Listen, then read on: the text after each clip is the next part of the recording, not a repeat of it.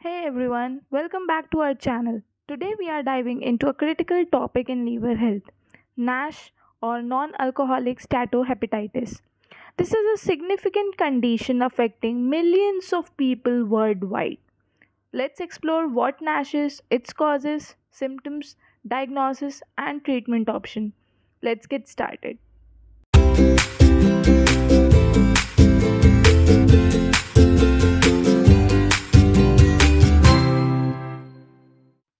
NASH और non alcoholic स्टैटोहेपेटाइटिस एक severe form of non alcoholic fatty liver disease है जिसको कॉमनली हम NAFLD भी कहते हैं। Unlike alcoholic liver disease Nash उन लोगों में होता है जो मिनिमम ड्रिंक करते हैं या फिर बिल्कुल भी अल्कोहल कंज्यूम नहीं करते हैं। It involves inflammation and damage to the liver due to fat accumulation. इसकी डेफिनेशन को समझते हैं। नैश एक तरीके से फैट अक्यूमुलेशन होता है लीवर में, जिसकी वजह से लीवर सेल डैमेज होता है और लीवर में इन्फ्लेमेशन होती है। नैश NAFLD के स्पेक्ट्रम में फॉल करता है, जिसमें कि सिंपल फैटी लिवर यानी कि स्टैटोसिस टू सिरोसिस की रेंज होती है। एसेंशियली जब एक्सेस फैट लिवर में स्टोर होने लगता है तो ये सीवियर लिवर इन्फ्लेमेशन कॉज करता है और लिवर डैमेज कर देता है। नैश NAFLD का मोर एडवांस्ड स्टेज है, जिसमें कि लीवर में फैट डिपोजिशन होता है, जिससे फर्दर लीवर सेल इंजरी होती है और इन्फ्लेमेशन होती है, जो कि सीरियस लीवर कंसर्न्स जैसे कि फाइब्रोसिस और सिरहोसिस जैसे डिजीज़ कॉज कर सकती है अगर हम इसे प्रॉपरली ट्रीट ना करें। Now we have to understand NAFLD spectrum होता क्या है। नैश NAFLD स्पेक्ट्रम में फॉल करता है, यानी कि ये रेंज होती है आपके सिंपल फैटी लिवर कंडीशन से नैश की। सिंपल फैटी लिवर को हम स्टैटोसिस कहते हैं, जो कि ये रेंज आपकी सिंपल कंडीशन से सीवियर कंडीशन में रेंज करती है। इसमें मोर सीवियर लिवर डिजीज़ आती हैं जैसे कि fibrosis, cirrhosis, even liver cancer. इस स्पेक्ट्रम को समझना इसलिए इम्पॉर्टेंट है ताकि हम नैश को अर्ली डायग्नोस कर सकें और प्रॉपर ट्रीटमेंट पेशेंट्स को दे सकें। Now what is the significance of Nash. अगर पब्लिक हेल्थ कंसर्न की बात की जाए तो नैश को समझना बहुत ज़रूरी है, क्योंकि इससे सीरियस लिवर कॉम्प्लिकेशन हो सकती हैं और हाई रेट ऑफ मॉर्टेलिटी हो सकती है अगर हम इसे प्रॉपरली मैनेज ना कर पाए। Unlike alcoholic liver disease, NASH में एक्सेसिव अल्कोहल कंजम्पशन नहीं होता है। इस वजह से मैक्सिमम केसेस जो होते हैं वो अंडर डायग्नोस रह जाते हैं। Causes of Nash. First, insulin resistance. Type 2 diabetes और मेटाबॉलिक सिंड्रोम में इंसुलिन रेजिस्टेंस का केस होता है, जो कि की ड्राइवर है नैश को कॉज करने में। जब हमारी बॉडी इंसुलिन रेजिस्टेंस हो जाती है तो इंसुलिन की सिग्नलिंग इम्पेयरमेंट की वजह से लीवर में फ़ैट का अक्यूमुलेशन स्टार्ट हो जाता है, जिसकी वजह से इन्फ्लेमेशन प्रमोट होती है। Second, obesity and metabolic factors. Obesity particular आपका एब्डोमेन में जो फैट डिपोजिशन होता है, ये भी नैश से स्ट्रांगली कनेक्टेड है। अदर मेटाबॉलिक फैक्टर्स जैसे कि डिसलिपिडीमिया, हाइपरटेंशन, टाइप 2 डायबिटीज़, ये सारी डिजीज़ेस नैश के डेवलपमेंट में कंट्रीब्यूट करती हैं। Third, genetic and environmental factors.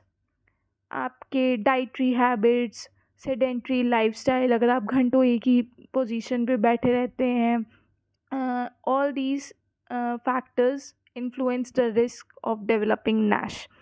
Recent studies में ये भी पाया गया है कि आपके गट माइक्रोबायोम का एक पोटेंशियल रोल होता है नैश के पैथोजेनेसिस में। Fourth, oxidative stress and inflammation. Increased oxidative stress भी इन्फ्लेमेशन कॉज करता है, जिसकी वजह से सिंपल फैटी लिवर से नैश में प्रोग्रेशन होता है, leading to liver cell injury and activation of fibrogenic pathways. Symptoms of NASH. First, fatigue. Patients with NASH often experience persistent fatigue and lack of energy, which can significantly impact their quality of life. Second, abdominal discomfort. NASH can cause a dull, aching pain or discomfort in upper right parts of abdomen जहाँ पे आपका liver locate होता है. Third, sudden weight loss. Unintentional weight loss होता है NASH के cases में.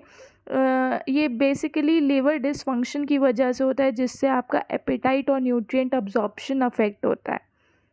Jaundice. जैसे जैसे NASH प्रोग्रेस करता है it leads to liver damage. कुछ पेशेंट्स में जॉन्डिस भी डेवलप करता है जिसमें कि skin yellowing and eyes white हो जाती हैं.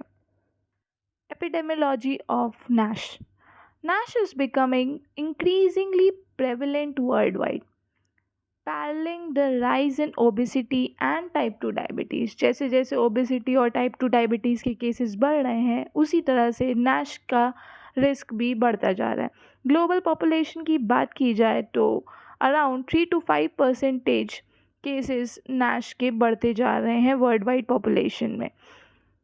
रीजनल वेरिएशंस की बात की जाए तो डेवलप्ड कंट्रीज़ में NASH के केसेस ज़्यादा देखने को मिलते हैं जैसे कि north America, Europe, Asia Pacific. और ये सारे आपके dietary pattern, lifestyle, genetic factors in सब पे डिपेंड करते हैं. Third, impact on public health. NASH का पब्लिक हेल्थ पे बहुत सिग्निफिकेंट कंसर्न है बिकॉज जैसे जैसे NASH के केसेस बढ़ रहे हैं लिवर रिलेटेड डेथ केसेस बढ़ रहे हैं और इसकी वजह से सीवियर लिवर डिजीज़ जैसे कि सिरहोसिस, लीवर फेलियर और लीवर कैंसर के केसेस भी बढ़ रहे हैं. इसीलिए NASH का अर्ली डायग्नोसिस और ट्रीटमेंट इम्पॉर्टेंट है. Diagnosing NASH. 3 स्टेप्स में हम NASH को डायग्नोस करेंगे. पहला है क्लिनिकल इवैल्यूएशन. पहले पेशेंट की मेडिकल हिस्ट्री ली जाएगी, उसका फिज़िकल एग्जामिनेशन होगा और पॉसिबल रिस्क फैक्टर्स जैसे कि ऑलरेडी ओबेसिटी, डायबिटीज़ और मेटाबॉलिक सिंड्रोम के केसेस अगर हुए तो उन्हें स्टडी किया जाएगा. Second, imaging techniques.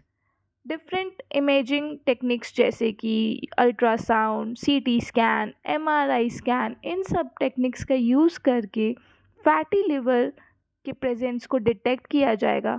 लिवर स्टैटोसिस की डिग्री को असेस किया जाएगा. अदर टेक्निक्स जैसे कि फाइब्रोस्कैन का यूज़ करके हम लिवर फाइब्रोसिस को भी असेस कर सकते हैं, आइडेंटिफाई कर सकते हैं. Third, liver biopsy. जैसे कि इमेजिंग टेक्निक्स हमारे लिए वैल्यूएबल हैं उसी तरह से लिवर बायोप्सी को गोल्ड स्टैंडर्ड माना जाता है NASH के डायग्नोसिस में. इसमें कितनी हद तक आपका लिवर डैमेज हुआ है ये असेस किया जाता है.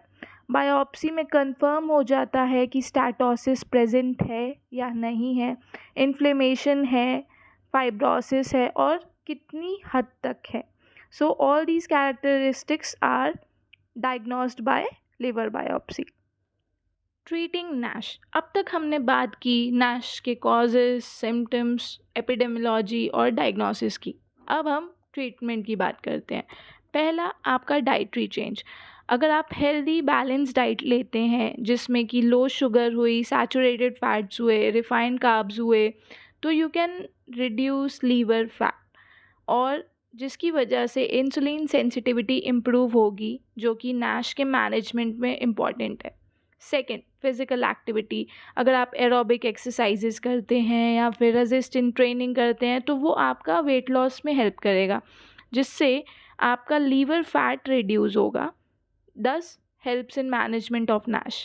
थर्ड, फार्मा में भी बहुत सारे फार्माकोलॉजिकल एजेंट्स हैं जो कि NASH को कंट्रोल करने में रोल प्ले करते हैं जैसे कि ओबेटिकॉलिक एसिड, इलाफिब्रान और सेलोनोसर्टिब. ये सारे अभी क्लिनिकल ट्रायल्स में हैं जिनको NASH के लिए स्टडी किया जा रहा है. Fourth, bariatric surgery.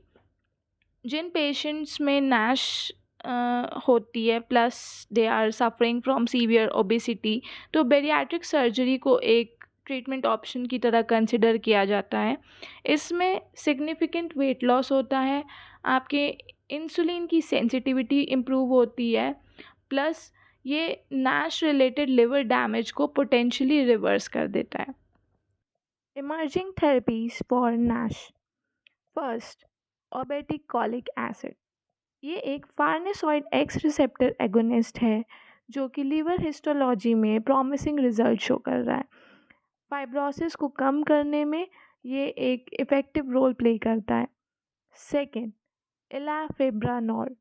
ये एक dual PPAR alpha beta agonist है जो कि लीवर एंजाइम्स की एबिलिटी को इम्प्रूव करता है, जिससे इन्फ्लेमेशन कम होती है और नैश से रिलेटेड जो लीवर डैमेज हुआ होता है वो रिवर्स हो जाता है।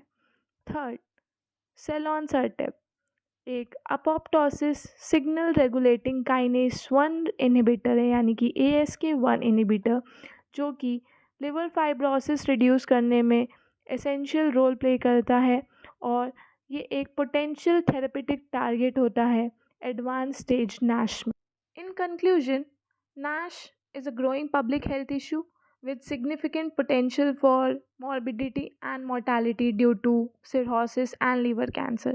अर्ली डायग्नोसिस, लाइफस्टाइल मॉडिफिकेशन और फार्माकोलॉजिकल ट्रीटमेंट की हेल्प से हम नैश को मैनेज कर सकते हैं और पोटेंशियली डिजीज़ को रिवर्स कर सकते हैं।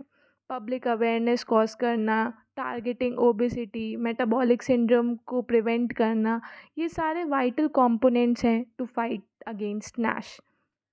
That's all for today's video on NASH. If you found this information helpful, please like and subscribe for more health and medical content. Thanks for watching and see you next time.